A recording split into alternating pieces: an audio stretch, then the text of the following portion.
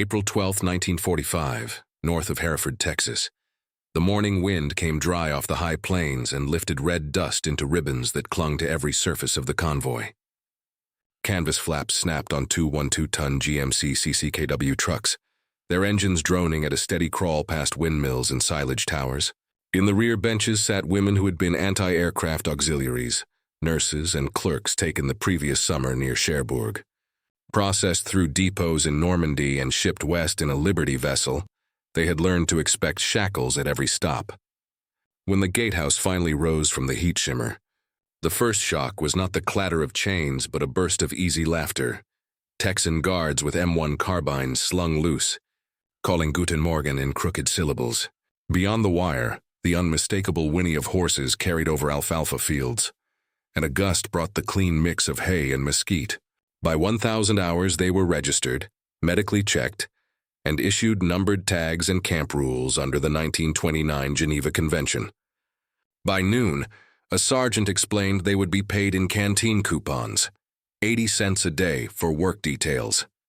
A German auxiliary later wrote that the open gates between barracks blocks felt as if no one believed we might run. In the afternoon, a rancher from outside town arrived asking for hands to mend fence lines. The guards, still half amused by their own German, promised lessons in English and in writing. What began as captivity unfolded, hour by hour, into something stranger, a regime that expected labor but offered dignity, and a landscape that seemed to swap chains for reins. The evening sun dropped bronze over the paddocks, and the women realized Texas intended to test what they had been told about enemies. Next comes the first week, when unfamiliar wages and borrowed saddles rewired habits learned under the Reich. July 1944, on the shattered docks of Cherbourg. The salt wind carried the mixed scents of diesel, sweat, and scorched timber as Allied MPs counted prisoners by the hundred. Among them moved a smaller, more unusual column, women in gray Luftwaffe uniforms, the Helfer Innenkorps who had once directed radar and plotted flak trajectories for the Third Reich's air defense grid. Their posts at Caen and Saint-Lô had fallen days apart under the relentless push from Normandy. Now they marched with duffel bags and fatigue etched into their faces, bound for a future that none could name. The convoy reached Liverpool under the watch of British guards, where Red Cross officers checked manifests and reminded them of Article 9 of the Geneva Convention. Transport to a neutral zone was their legal right. Days later, Liberty ships rolled in the Atlantic swell, holds converted to carry human cargo instead of munitions. The crossing took 2 weeks. The women were told little except that they were bound for the interior. In late August, as the New Orleans skyline rose through river mist, they glimpsed the Mississippi's brown coils for the first time. American MPs in khaki stood beside freight trains already marked with destinations: Texas, New Mexico, Georgia. Roughly 1,200 women would join 370,000 Axis prisoners, already scattered across the continental United States, though the War Department kept their presence discreet, fearing public outcry over female Nazis on American soil. For many, the true ordeal began not in the camps but in the imagination. Years of propaganda had promised that capture meant humiliation, forced labor, or worse. Yet the train cars that bore them west were clean, stocked with white bread, coffee, and soap rations. Through the slatted windows of the troop cars, the landscape opened into horizons without end. Planes glowing red in the evening, oil rigs flickering like torches, and the occasional horseman riding fence line. One prisoner later recalled that it looked like the world before war had touched it. By the time the engines braked at Hereford Station, the war in Europe was turning to its last chapters. For these women, though, the next one was just beginning. A chapter written not in captivity's bitterness, but in an unexpected rediscovery of decency on foreign soil. By the spring of 1945, Camp Hereford stood like a small, self-contained town on the plains of the Texas Panhandle, an 800-acre grid of barracks, workshops, and mess halls bordered by cottonwood windbreaks and endless sky. It had begun in 1943 as a holding site for Italian prisoners captured in North Africa. Later came the sunburned remnants of the Africa Corps, and finally the transport trains bearing German women from Europe. At its heart flew the stars and stripes, visible for miles across the flat land, and beside it the Red Cross emblem, a signal that this was a camp governed by the Geneva Convention. Not by vengeance. Life inside was ordered but unthreatening. The daily schedule echoed that of any military post. Roll call at 700, breakfast of scrambled eggs and grits, work assignments issued by mid-morning. Prisoners received the same rations as American troops, meat twice a day, coffee whenever supplies allowed, and a weekly allowance of canteen coupons. Letters arrived from Germany through neutral channels, often months late but handled with care by the camp post office. On Sundays, the chapel filled with hymns sung in both English and German. Colonel R.L. McCullough, a career officer with a reputation for fairness, ruled the camp with precision, but also a kind of paternal detachment. His philosophy, written in one report, was discipline without cruelty, work without exploitation, captivity without hatred. For the female internees, many still in their 20s, their uniforms replaced by denim skirts and cotton blouses, the days unfolded in quiet astonishment. They had expected armed dogs, isolation, and punishment. Instead, they were assigned to sewing rooms, record offices, and the surrounding farmland where wheat and sorghum stretched to the horizon. The guards, mostly young Texans who had never seen Europe, treated them with a politeness that bordered on disbelief. Some traded phrases of halting German for English slang. Others offered tips on how to tie bandanas against the dust. One woman later wrote that the silence at night was louder than the front lines because it held no fear. The camp's orchestra rehearsed in the evenings, brass and accordion carrying over the barracks like a reminder of another life. Under the floodlights near the perimeter, the sound of horses began to punctuate the music, whinnies and hoofbeats from a small corral at the camp's edge. A handful of local ranchers had lent their animals for light farm work, but soon the horses would serve a deeper purpose. Within weeks, they would become both a symbol and a test, proof that trust once given could transform captivity into something unrecognizable. The story of how the Germans learned to ride, under a sun they had once feared, was about to begin. Late May 1945, just as the Texas plains turned the color of baked copper, a rancher named Ben Howard arrived at Camp Hereford with a small truck and a quiet proposal. He had more horses than he could work that season and wondered if the camp could use a few. Colonel McCullough agreed, seeing it as both a practical solution for pasture chores and a harmless diversion for restless prisoners. Within days, 6 animals, 2 bays, 3 chestnuts, and a gray mare named Daisy, were unloaded near the tool sheds at the camp's southern edge. For the guards, the sight was ordinary. For the German women watching through the fence, it was astonishing. They had grown up in a war where machines had replaced beasts, tanks for horses, engines for muscle. The only cavalry they had known marched past in goose-stepped parades, rigid and gleaming. These horses, dusty and breathing, belonged to another world entirely. The first volunteers stepped forward hesitantly, instructed by young Texan guards who mixed patience with laughter. They learned the English words, brush, rain, woe, and repeated them with careful accents.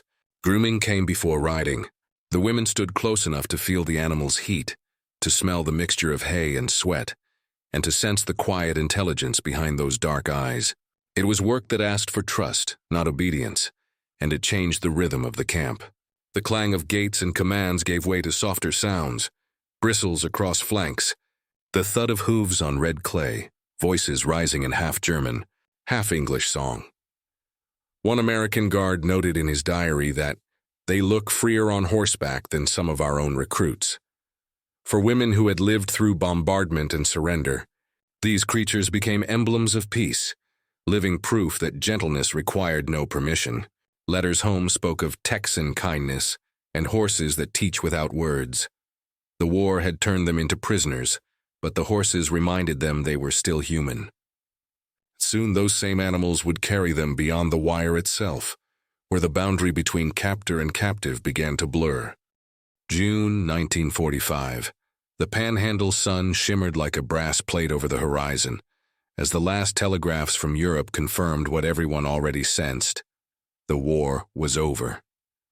Camp Hereford's watchtowers still stood, but the tension inside their wire seemed to dissolve with each passing day. The female prisoners no longer counted days by roll call but by rides. A handful had proven deft with reins and ropes, and soon Colonel McCullough granted permission for small work parties, under light guard, to help local ranchers mend fences and move cattle. It was a scene that might have seemed impossible a year before. Former Luftwaffe auxiliaries in borrowed dungarees and wide-brimmed hats, riding alongside Texans who greeted them with nods instead of suspicion. Across the prairie, mounted patrols often slowed to watch the surreal procession. Horses clopped through red dust, women laughed into the wind, and even the guards, once wary, joined the easy rhythm of open space. On weekends, the camp organized riding displays and mock rodeos for morale. What began as exercise turned into celebration. The prisoners performed figure eights and barrel runs before cheering soldiers who forgot, for a while, which side of the war they were on.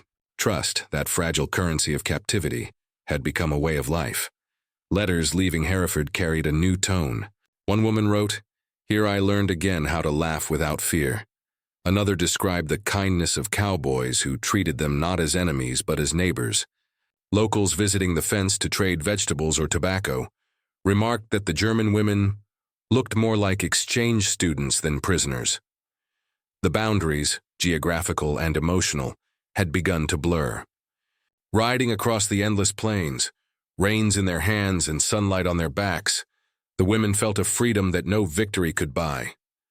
It was the paradox of their captivity, that true humanity had found them only after surrender. What started as an act of wartime mercy was quietly becoming something larger, the earliest flicker of reconciliation that would outlast the war itself. In Texas, far from the smoldering ruins of Europe, captivity carried a different meaning. The men who guarded Camp Hereford were not soldiers forged in hatred, but sons of the plains. Farmers, ranchers, and small-town deputies who measured a person by work and honesty, not by uniform. To them, the German prisoners were simply laborers who happened to wear the wrong insignia. Colonel R.L. McCullough embodied that plain-spoken ethos. He told his junior officers that a man works better when he feels like one, a belief that shaped every rule of the camp. He enforced discipline with quiet authority, yet he saw no contradiction between order and kindness. Each Sunday, trucks ferried groups of prisoners to nearby churches, where pastors welcomed them into pews without ceremony. Ranchers applied for work crews to help bring in the wheat and sorghum harvests, signing contracts that promised fair pay and humane conditions. Wages came in the form of camp coupons, spent on tobacco, thread, or well-worn English novels in the canteen library. To the German women, many of whom had grown up beneath the rigid indoctrination of the Reich, this easy civility was bewildering. The America they encountered did not thunder with propaganda. It hummed with quiet assurance. Behind this attitude lay deliberate policy. The U.S. Army's Judge Advocate General's office, following the 1929 Geneva Convention, and General George C. Marshall's directive, insisted that America's moral strength should be proved by conduct, not rhetoric. Texas, with its blend of faith and frontier decency, became the ideal testing ground. Here, hospitality was not sentiment, it was strategy. Every handshake, every shared hymn was a counter-argument to tyranny. For the prisoners, it became a living lesson that dignity given freely carries more power than fear imposed by force.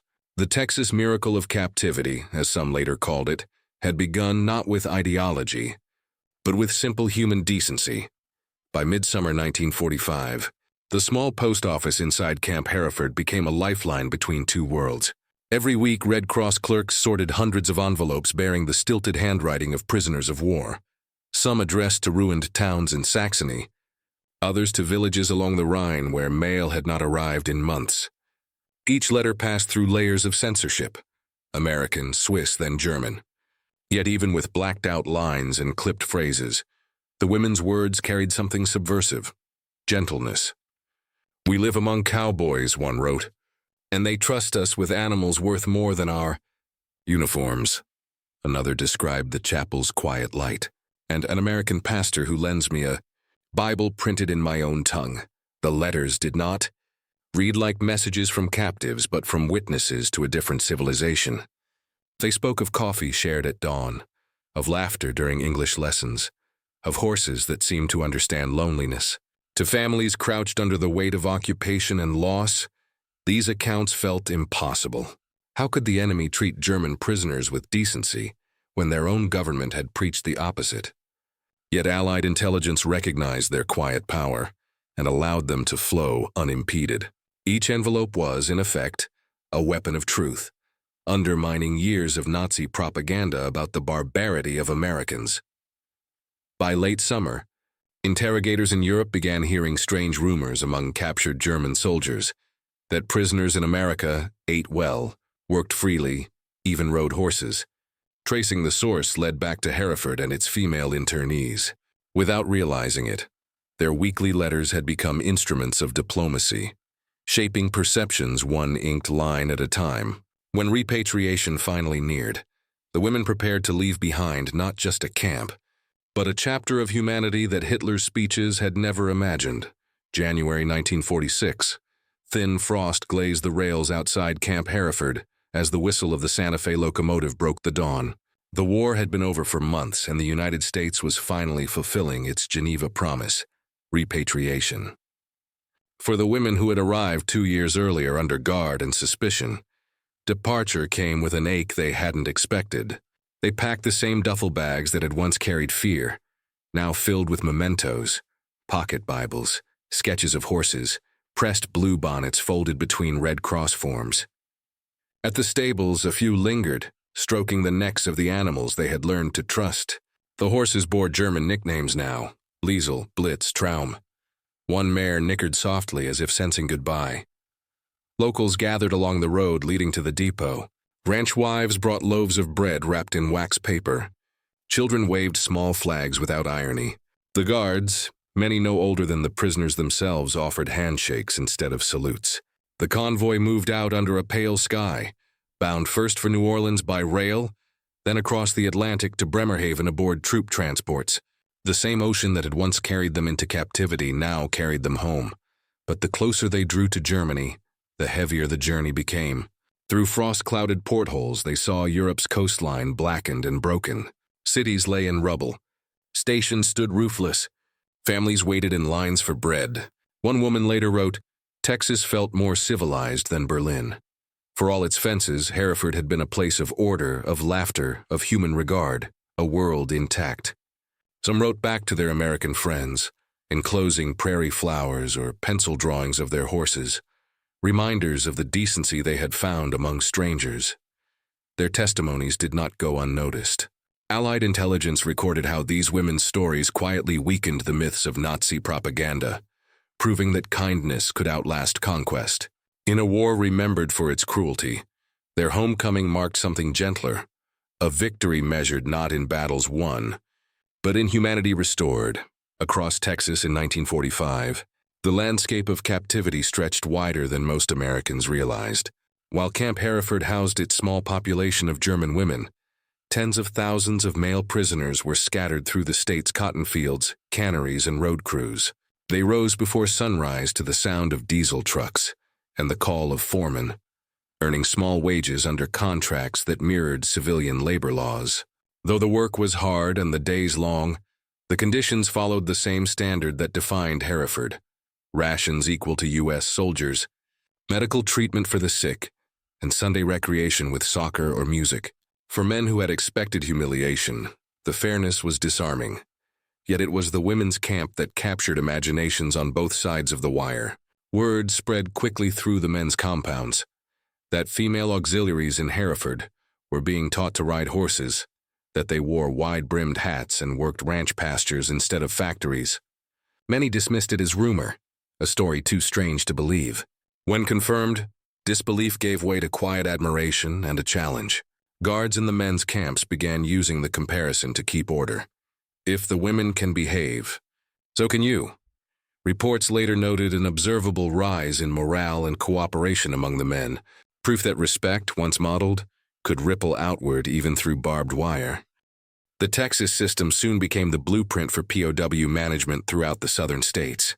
Camps in Huntsville, Mexia, and Hearne adopted its balance of discipline and dignity. But the women's experience remained singular, less recorded, more intimate, shaped by trust rather than endurance. When both groups finally sailed home, their stories together formed a quiet mosaic of compassion. In Texas, it seemed, even the defeated could rediscover what it meant to be human, sometimes in the dust of a corral, under the same endless, forgiving sky. By the final months of 1945, the U.S. War Department understood that its approach to prisoners had achieved something far greater than compliance. What began as adherence to the Geneva Convention had evolved into a deliberate exercise in moral strategy. The Office of War Information, working quietly alongside Army intelligence, tracked morale across America's 400-plus POW camps and discovered a striking pattern. Where prisoners were treated humanely, resistance collapsed, productivity rose, and escapes nearly vanished. Texas, with its orderly compounds and pragmatic officers, became the clearest proof. The experiment at Hereford, especially its women's camp, showed that compassion could outmaneuver ideology. Reports from Colonel McCullough's staff described a transformation more powerful than any interrogation could achieve. Women who had once echoed Hitler's slogans now sang American hymns and volunteered to teach English to newcomers. The symbols of their captivity, horses, sewing rooms, open fields, had turned into instruments of reeducation. No lectures were required. The contrast between tyranny and fairness spoke for itself. The War Department took note. Internal memos circulated to Washington recommending that future post-war occupation policies emphasize example over coercion. It was, in effect, a lesson in democracy taught without words. When American administrators later entered defeated Germany to oversee reconstruction, they carried that same insight with them, that dignity disarms more effectively than domination. The quiet confidence of the Texan model, its trust, openness, and moral steadiness, became the template for winning peace after war. At Hereford, no one had set out to conduct psychological warfare, yet the outcome had been unmistakable. In a world exhausted by brutality, the most persuasive weapon turned out to be decency itself, a truth proven not by generals, but by the way captives were treated under a wide, merciful Texas sky. When the guns fell silent and Europe began to rebuild, the story of the women of Camp Hereford quietly disappeared beneath the weight of history. In the official ledgers of the U.S. War Department, they were cataloged only as auxiliary personnel, a bureaucratic term that stripped away identity and emotion. The surviving documents focused on logistics, shipments, rations, transfer dates, while the human story, the one lived in Texas dust and sunlight, went unrecorded. Post-war Germany had no appetite for tales of kindness from former enemies. To speak of decency from Americans felt like betrayal amid the shame of defeat. Across the ocean, Americans themselves turned the page, eager to forget that compassion had ever been extended to those who once wore the swastika. The women scattered back into anonymity, some marrying, others emigrating, most simply folding their Texas months into silence. Few ever wrote memoirs.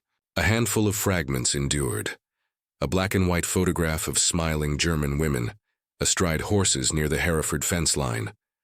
A single diary, later found in an attic near Bremen, describing the smell of sun on leather. A horse's bridle discovered in a Texas barn, its brass plate etched with the initials IH, perhaps Ilse Hoffmann. Though no record confirms it, decades later, historians piecing through POW archives began to notice the omissions. The women's story was not an anomaly, but an overlooked chapter in how civilization survives war. The world rightly remembered Auschwitz and Dachau, where mercy failed, but seldom Hereford, where mercy prevailed. Both, in opposite ways, revealed the range of what humanity can become. Beneath the same century that produced unimaginable cruelty, a forgotten corral in Texas proved that compassion, too, leaves monuments, though sometimes they stand only in memory and the faint imprint of hooves on red earth. In the decades that followed, traces of the Hereford story began to re-emerge, not through official archives, but through the voices of those who had lived it. A few of the former prisoners, now gray-haired and scattered across Germany and Austria, wrote memoirs that surprised even their publishers. They did not dwell on bitterness but on gratitude. One became a schoolteacher in Hamburg, another a nurse in Vienna, another a peace activist who told her students that captivity in Texas taught me what freedom truly means. For them, those months under the vast Texan sky had turned surrender into a lesson in forgiveness. The Texans who had once stood guard remembered too. In local papers and church gatherings, they spoke with quiet pride about the German girls who rode better than cowhands. To them, the memory had softened into something almost mythic, a time when decency itself had become a form of victory. When local historians later traced the camp's location, they found only flat pasture and, after rain, the faint indentations of hoof prints in red clay. Those marks, fragile yet enduring, became symbols of what the war had nearly erased, empathy that refused to die. The women who had expected chains were given reins instead, and in that simple exchange both captor and captive discovered the same truth, that dignity, once extended, can outlast even destruction. Today, as the sun sinks over the quiet plains of Hereford, it lights the grass where barbed wire once glinted, and if the wind turns just right, one might still imagine laughter carried softly on the rhythm of distant hooves.